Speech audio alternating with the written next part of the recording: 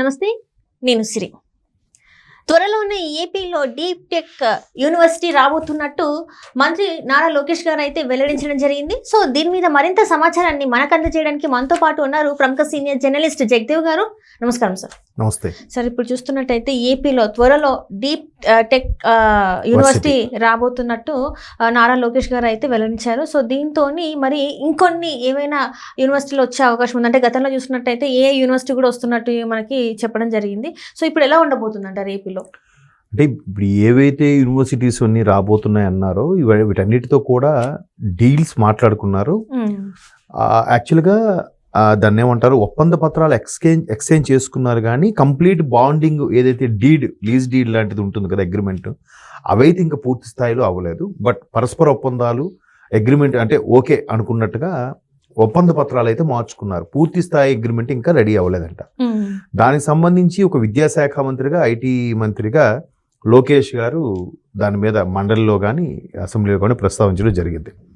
అయితే ఇక్కడ deep technology varsity ఏదైతే ఉందో, డీప్ టెక్ అదే డీప్గా అనలైజ్ చేసే టెక్నాలజీ, నథింగ్ బట్ షార్ట్ కట్లు డీప్ టెక్ అంటారు.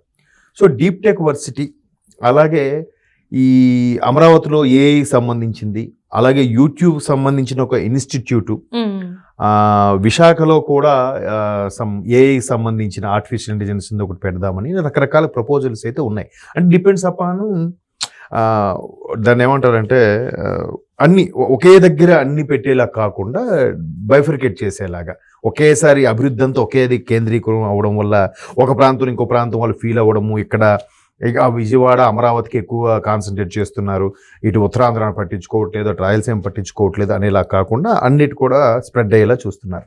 అయితే ఇక్కడ ఏదైతే అమరావతి రీజన్లో అది కొద్దిటిది మంగళగిరి, తోళ్ళూరు మండలాలు, 3 మండలాలు ఏవైతే ఉన్నాయో ఆ 3 మండలాలకు సంబంధించి ఏపీ క్యాపిటల్ రీజియన్ ఏదైతే ఉందో సిఆర్డిఏ పరిధిలో ఎక్కడెక్కడ మంచి స్థలాలు ఉన్నాయి అంటే సెక్రటరీకి సంబంధించిన ఉద్యోగులకు సంబంధించిన ఆఫీసులు కానీ, వాళ్ళ క్వార్టర్స్ సంబంధించినవి కానీ, లేదా మిగతా శాఖలకు సంబంధించినవి కానీ అన్ని హెడ్ క్వార్టర్స్ పెడుతూనే మధ్యలో ఎక్కడ ప్లేస్ ఉందంటే దీనికి సంబంధించి ఒక 70 ఎకరాల స్థలం అయితే వేచి చూస్తున్నారు. ఈ 70 ఎకరాల స్థలం కూడా విచిత్రం ఏంటంటే, ఏదైతే తాడేపల్లి ప్యాలెస్లో మాజీ ముఖ్యమంత్రి జగన్మోహన్ రెడ్డి గారు ఉన్నారో ఆయనకి కొంచెం కోతవేడు దూరంలోనే ఈ 70 ఎకరాలు ఆయన కాంపౌండ్ వాళ్ళకు ఆనుకొనే రాబోతుందంట ఈ యూనివర్సిటీ, ఈ డీప్ టెక్ యూనివర్సిటీ. సో ఇప్పుడు అందరూ ఏ మహానుభావుడు ఈయన, అసలు ఇక్కడ వద్దు క్యాపిటల్ వైజాగ్ అన్నాడు, అలాగని వైజాగ్ వెళ్ళదు ఇక్కడే ఉన్నాడు అంటే ఆయనకు కూడా ఇండైరెక్ట్గా ఇష్టమే ఇది. ఎందుకంటే 14 నుంచి 19 మధ్యలో ఏదైతే ప్రతిపక్ష నేతగా ఉన్నాడో అప్పుడు అమరావతికి ఆయన యాక్సెప్ట్ చేసేసాడు, ఓకే అన్నాడు, వచ్చిన తర్వాత గేరు మార్చేస్తాడు ఆయన. అంటే కేవలం ప్రజల్ని తప్పుదోవ పట్టించడానికి, పథకాల రూపంలో డబ్బుల్ని వెదజల్లడానికి, అదేది ఓటుకు నోట్లాగా, బాబు మీకు డబ్బులు ఇస్తున్నాం మీరే నాకు ఓటు వేయాలనే కాన్సెప్ట్లోనే ఆయన వెళ్ళిపోయాడు, ఇంక ఇవేవి పట్టించుకోలేదు. సో ఇప్పుడు ఆయనకి అరే బాబు నువ్వు పట్టించుకోకపోయినా ఏ క్యాపిటల్ అయితే నువ్వు నిర్వీర్యం చేయాలనుకున్నావు అదే క్యాపిటల్ మళ్ళీ ఎస్టాబ్లిష్ చేసి చూపిస్తున్నామనేట్లాగా అక్కడే ఆ 70 ఎకరాల స్థలం ఉండడం డీప్ టెక్కి ఇవ్వబోతున్నారు. ఇకపోతే డీప్ టెక్నాలజీ అని అంటే పేరులోనే డీప్ టెక్ అని ఉంది. అంటే ఆల్రెడీ ఏఐకి సంబంధించింది, లేదంటే మిగతా టెక్నాలజీకి సంబంధించింది. ఇందులో ఏంటంటే ఏఐ ఇంటెలిజెన్స్ సంబంధించి కానీ, తర్వాత రోబోటిక్స్ సంబంధించింది కానీ, తర్వాత క్లౌడ్ కంప్యూటింగ్ అంటారు, అంటే ఎన్హాన్స్ డేటాని సేవ్ చేసే పద్ధతి, దానికి సంబంధించి కానీ అవన్నీ కలిపి ఉండేదాంట్లో ఒక వర్సిటీలో పెట్టి దాంట్లో ఇంకా డీప్ టెక్నాలజీ అనే సందర్భంలో ఇంకా ఎక్కువగా కోర్సెస్ ఇన్వాల్వ్ చేసి ఇక్కడి నుంచే అందరూ స్టూడెంట్స్ రిలీవ్ అయిన మరుక్షణం వాళ్ళకి మంచి మంచి ప్యాకేజ్తో శాలరీస్ వచ్చేలాగా ప్లాన్ చేస్తున్నారు. ఇప్పుడు 1 ఇయర్ అయిపోయి ఇప్పుడు స్టార్ట్ అయితే మామూలుగా ప్రైవేట్ బిల్డింగ్స్లో స్టార్ట్ చేసిన ఒకసారి ఎస్టాబ్లిష్ అయిపోయి రిజిస్టర్ అయిపోయింది అనుకోండి డీప్ టెక్ యూనివర్సిటీ అనేది, వెంటనే ఎక్కడికైతే పక్కా బిల్డింగ్లు ఎస్టాబ్లిష్ అయిపోయిన బిల్డింగ్లు కడతారో వాటికి అక్కడికి వెళ్ళిపోయిన తర్వాత ఈ గవర్నమెంట్ అయ్యేలోపు మ్యాక్సిమం రిలీవ్ అయిపోయేలాగా స్టూడెంట్స్ రిలీవ్ అయ్యి ఎంతో కొంతమందికి ఉపాధి కల్పించేలాగా ప్లాన్ చేస్తున్నారు. దాని ఉద్దేశం ఇది. ఏదైతే లోకేష్ గారు పట్టుబడి ఆయనకి విద్యాశాఖ కూడా ఇవ్వడానికి కారణం ఏంటంటే ప్రతిదీ డీప్గా అనలైజ్ చేస్తున్నాడు ఆయన. ఇప్పుడు విద్యార్థులు ఉన్నారు, మీరు టెన్షన్ పడకండి, ఎగ్జామ్ పాస్ అవ్వడం అనేది చాలా కీలకమే, కానీ అదే ప్రామాణికంగా తీసుకొని అది లేకపోతే నా జీవితం లేదని టెన్షన్ పడి సూసైడ్ చేసుకోవడం అలాంటి చేయకూడదని ముందే ఆయన ఆల్ ది బెస్ట్ చెప్తూ ఇవన్నీ చెప్పాడు. ఇకపోతే ఎక్కడికెక్కడ ఏంటి మధ్యాహ్న భోజన పథకము బాగా అమలవుతుందా లేదా అని కానీ, లేదా యూనివర్సిటీకి సంబంధించిన ఏవైతే వీళ్ళందరూ ఉన్నారో ఆ యూనివర్సిటీకి యూజీసీ స్కేల్స్ సరిగ్గా సక్రమంగా రిలీజ్ చేస్తున్నారా లేదా.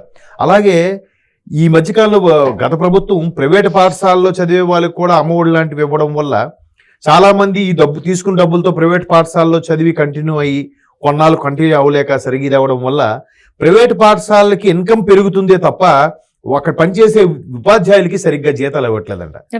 సో ఎందుకంటే మీరు చాలా సార్లు సోషల్ మీడియా మీరు అబ్జర్వ్ చేస్తే గవర్నమెంట్ స్కూల్ టీచర్ పనిచేసే పాఠశాల పాడుబడిన బిల్డింగ్ లాగా ఉంటుంది, బట్ గవర్నమెంట్ స్కూల్ టీచర్ ఇల్లు మాత్రం పెద్ద భవంతిలా చూపిస్తుంది. అప్పట్లో ట్రోల్ అయింది అది. ప్రైవేట్ స్కూల్ టీచర్ ఇల్లు మాత్రం చిన్న ఇల్లు లాగా ఉంటుంది, వాళ్ళు పనిచేస్తున్న పాఠశాల మాత్రం రిచ్ గా ఉంటుంది అని క్వైట్ ఆపోజిట్ లో వేసి చూపించేవారు అప్పట్లో. సో అలాగా ప్రైవేట్ పాఠశాల ఉపాధ్యాయులు ఎవరైతే సఫర్ అవుతున్నారో ఆయా యాజమాన్యులతో పిలిచి కూడా ఆయన డిస్కషన్ కూడా పెట్టాడంట. మీరు ఎందుకు సరిగ్గా ఇవ్వలేకపోతున్నారు, కారణాలు ఏంటి? ఇప్పుడు కరోనా టైంలో అంటే వర్క్ ఫ్రమ్ అంత ఎడ్యుకేషన్ అంతా వర్క్ ఫ్రమ్ జరిగింది కాబట్టి కొంతమంది ఫీజులు సరిగ్గా చెల్లించక వాళ్ళు సరిగ్గా ఎగ్జామ్స్ రాయకపోయినా అందరినీ ఒకే రకమైన పాస్ మార్క్తో పాస్ చేయించడం వల్ల ప్రైవేట్ స్కూల్స్ ఇబ్బంది పడిన మాట వాస్తవం అయి ఉండొచ్చు. దానివల్ల ఆ ఉపాధ్యాయులు కూడా ఇబ్బంది పడ్డారుగా. అదే ఆధారంగా బతికిన ఉపాధ్యాయులు చాలా మంది ఉన్నారు. సో వాళ్ళకి సకాలంలో చెల్లించే బాధ్యత కూడా ఈయన తీసుకుంటున్నాడు. నాకు అయిపోయింది, నేను అక్కడ వర్సిటీ తెచ్చేసాను, ఇక్కడ యూనివర్సిటీ పెట్టేశాను, శాంక్షన్ అయిపోయింది, అగ్రిమెంట్లు కూడా అయిపోయాయి అనుకుని రిలాక్స్ అయిపోవట్లే. విద్యాశాఖ మంత్రి అయినందుకు పాఠశాల విద్యలో కానీ హై స్కూల్ విద్యలో కానీ ఉండే సమస్యలు కూడా ఏది ప్రైవేట్ పరంగా ఉండే సమస్యలు కూడా ఈయన ఇన్వాల్వ్ అయ్యి రిజాల్వ్ చేస్తున్నాడు. మంచి పనే కదా. ఇప్పుడు ప్రైవేట్ పాఠశాలలో కూడా ఈ మధ్యకాలంలో విపరీతంగా ఫీజులు పెంచేస్తున్నాయి. ఎవ్రీ ఇయర్ మీరు అబ్జర్వ్ చేయండి. హైదరాబాద్లో ఇప్పుడు నేను మా పిల్లలు చదువుకున్న పాఠశాలలో కూడా ప్రతి టర్మ్కి ఫీజు కట్టాల్సింది 3 టర్మ్లుగా విభజిస్తే ఒక్కొక్క టర్మ్ మీద 1500 మినిమం పెంచుతున్నారు సంవత్సరానికి. అంటే ఓవరాల్గా ఆ ఇయర్ ప్రయాణం ఫీజులో 4500 5000 పెరుగుతుందా? అది కాక బుక్స్, యూనిఫామ్, ఆటో, గీట్ ఇవన్నీ మళ్ళీ మామూలే. సో ఇట్లా సంవత్సరానికి 5000 పెంచుతున్నప్పుడు అక్కడ పనిచేసే ఉపాధ్యాయులకి కనీసం 2000 పెంచాలిగా. అది అంత ఉండదు. ఇవాళ కూడా ఒక ప్రైవేటు ఉపాధ్యాయురాలని కలిస్తే ఆవిడ, అయ్యో సార్ జీతాల గురించి ఎందుకు మాట్లాడతారు, అలా మాట్లాడితే అది పెద్ద బూత్ సార్ మా స్కూళ్ళలో అని అందావిడ. అంటే ఎంత ఆవేదన చెందుతున్నారు చూడండి. సో ఇట్లాంటి వాటిలో విషయాలు కూడా లోకేష్ గారు ఇన్వాల్వ్ అయ్యి మాట్లాడడం ఇవన్నీ చేస్తున్నారు. అయితే ఏదైతే వైసీపీ వాళ్ళు కావాలని భ్రష్టు పట్టించాలని చూశారో వాళ్ళు ఉంటున్న నివాసం చుట్టూనే పెద్ద పెద్ద పరిశ్రమలు కానీ పెద్ద పెద్ద వర్సిటీలు కానీ అంతర్జాతీయ ప్రమాణాలతో కూడిన యూనివర్సిటీలు కానీ రావడం అనేది నిజంగా వాళ్ళు సిగ్గుతో తలదించుకోవాలి. ఏ వైసీపీ వాళ్ళైతే అడ్డు తగిలి ఏముంది ఇక్కడ అంతా పంట పొలాలే అని అంటున్నారో, ఇప్పుడు ఒక్కసారి మీరు కంపేర్ చేస్తే చిన్న ఎగ్జాంపుల్ చెప్పి నేను ముగిస్తా. తెలంగాణలో ఒక్కసారి రియల్ ఎస్టేట్ భూమి చూడండి, ఇప్పుడు ఆంధ్రప్రదేశ్లో రియల్ ఎస్టేట్ భూమి చూడండి. ఎస్పెషల్లీ సిఆర్డిఏ పరిధిలో, అమరావతి పరిధిలో ఉండే మీరు ల్యాండ్ గురించి ఒకసారి డిస్కస్ చేస్తే ఏ రేంజ్లో కాస్ట్ పలుకుతుందో మీకు అర్థమవుద్ది.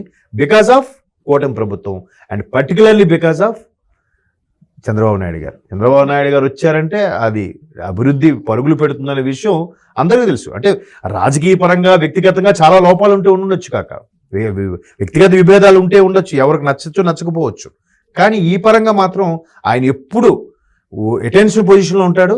రోజుకి 16 నుంచి 18 గంటలు కష్టపడతాడు ఈ వయసులో కూడా. కాబట్టి దాన్ని బేస్ చేసి మనం నమ్మచ్చు.